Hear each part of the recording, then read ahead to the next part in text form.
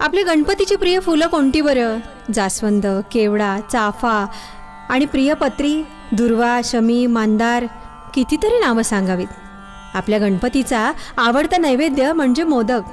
हो हो, कुठल्याही स्वरूपातला, म्हणजे अगदी उकडीचा, तळणीचा, खव्याचा, गुळाचा, खोबऱ्याचा. मोद म्हणजे आनंद. आशीर्वाद देणारा त्याचा पुढचा उजवा हात भक्तावर सदैव वरदहस्त असल्याचं सूचित करतो. तर मोदक धारण करणारा पुढचा डावा हात त्याला मोद देणाऱ्या गोष्टी प्रिय असल्याचं सूचित करतो. अहो चला चला, प्रसाद घेऊया छान छान. या उंदीर मामाचं, काळू रामाचं मात्र या मोदकावरच ध्यान.